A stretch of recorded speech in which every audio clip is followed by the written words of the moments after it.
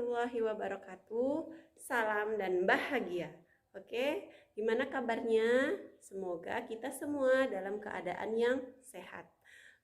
Hari ini ketemu lagi dengan saya Tria Anggraini. Kita akan membahas materi tentang perkembangbiakan tumbuhan secara generatif. Ya. Nah, kita berdoa menurut agama masing-masing. Berdoa dimulai.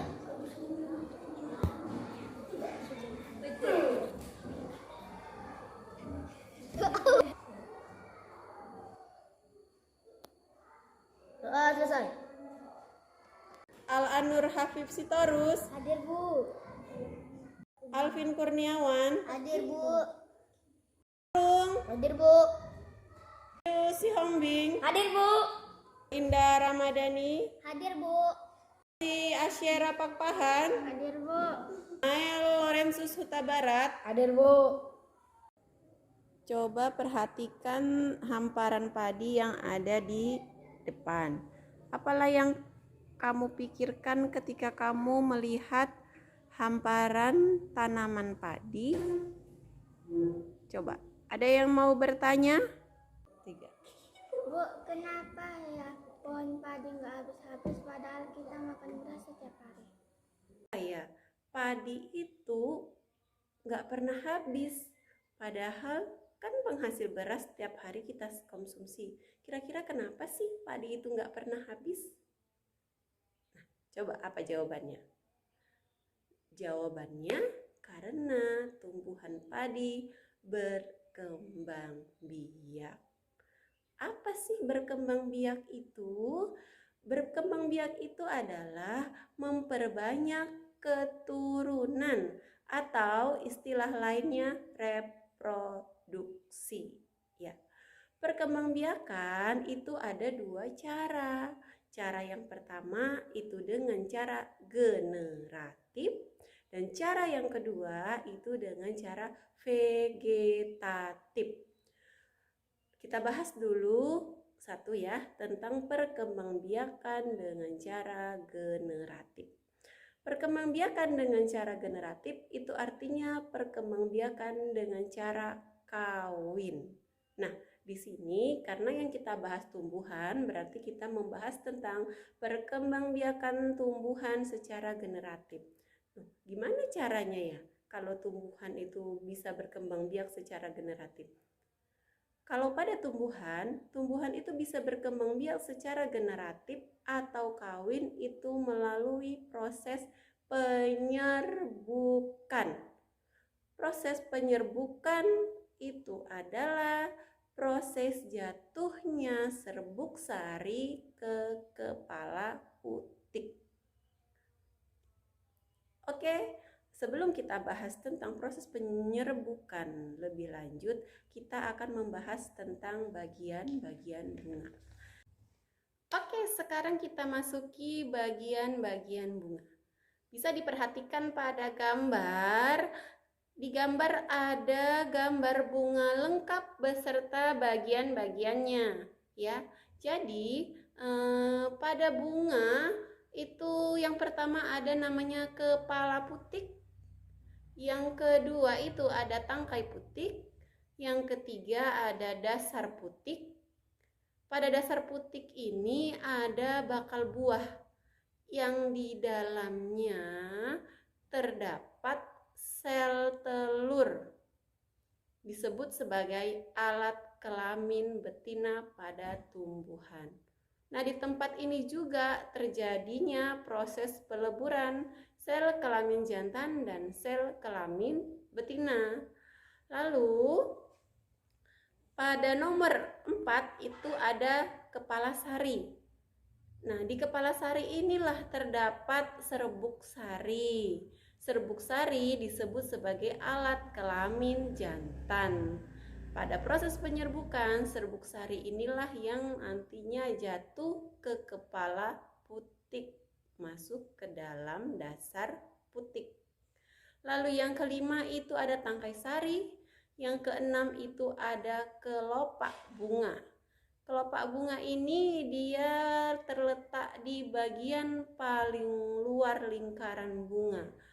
Fungsinya itu adalah melindungi bagian bunga pada waktu masih kuncup. Itu fungsi dari kelopak bunga.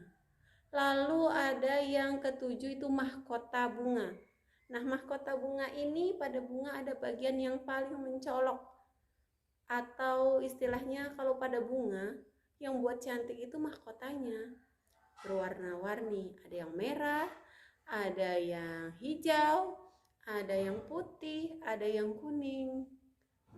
Jadi bunga itu lebih menarik di mahkotanya, kelihatan cantik itu pada mahkotanya. Dan fungsinya untuk apa?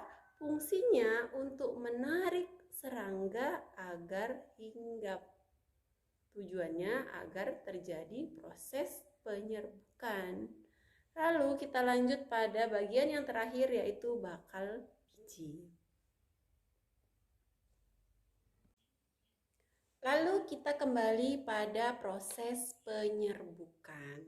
Ya, jadi proses penyerbukan itu dimulai dari jatuhnya serbuk sari masuk ke kepala putik.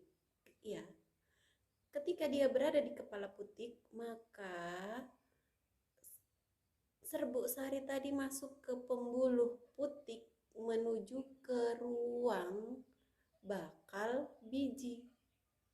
Nah, disitulah terjadi proses peleburan sel kelamin jantan dan sel kelamin betina. Nah, setelah melalui proses penyerbukan peleburan itu terjadi, maka muncullah zigot. Zigot berkembang menjadi lembaga.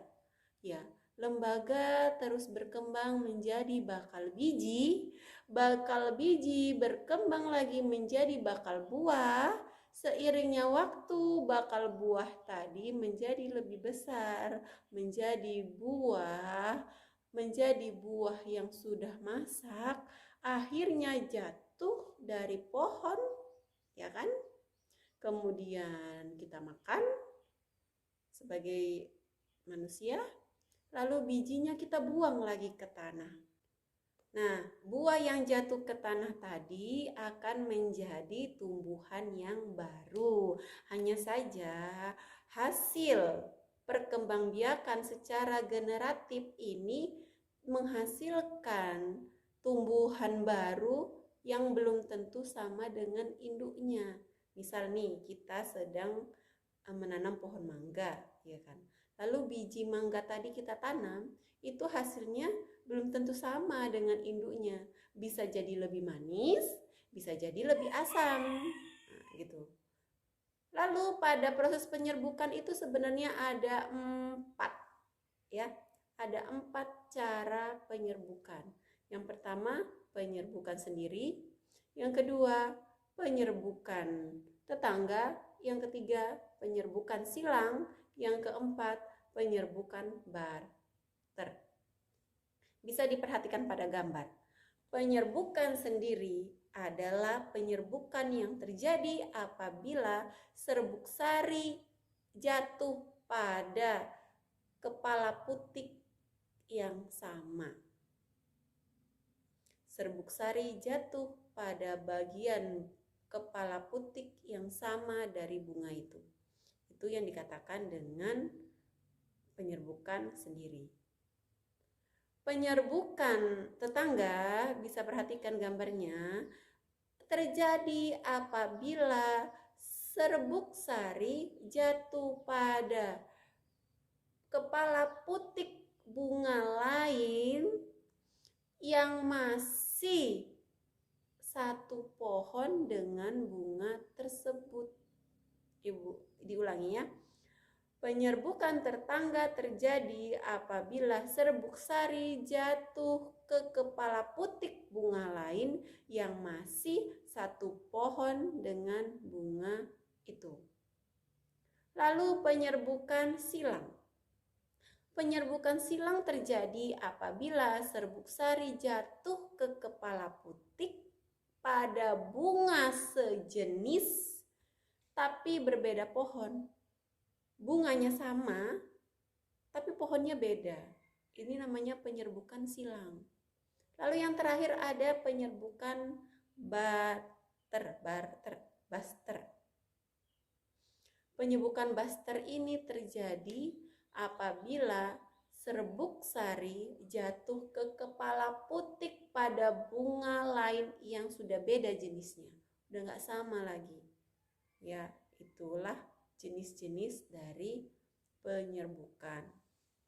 Nah, proses penyerbukan sendiri ini bisa terjadi, bisa dibantu oleh angin, bisa dibantu oleh air, bisa dibantu oleh serangga, dan bisa dibantu oleh manusia.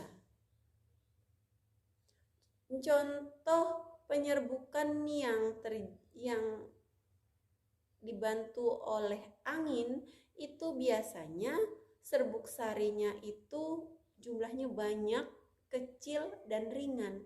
Jadi ketika dia terkena angin gampang dia pindah ke tempat yang lain. Kebetulan tepat jatuh pada putik bunga tersebut.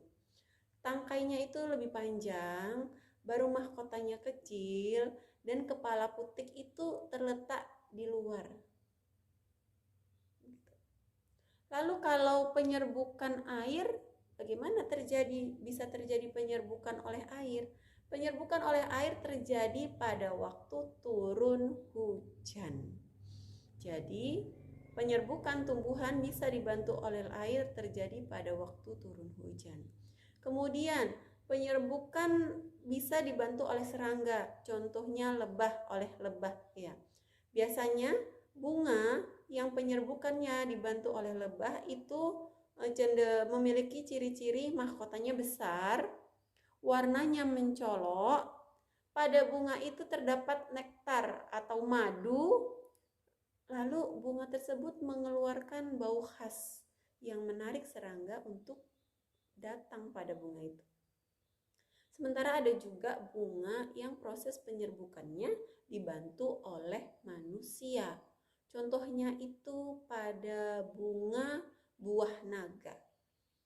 Pada bunga buah naga,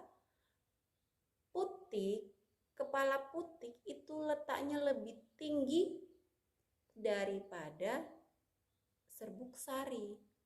Serbuk sarinya posisinya lebih di bawah, sementara kepala putiknya ada di atas. Jadi, agar proses penyerbukannya itu berhasil, biasanya dibantu oleh manusia dengan cara mengambil serbuk sari lalu meletakkannya di atas kepala putik buah naga.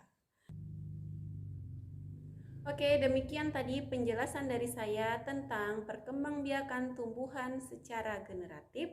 Semoga bermanfaat. Terima kasih atas perhatiannya. Semoga kita selalu sehat dan tetap semangat. Assalamualaikum warahmatullahi wabarakatuh.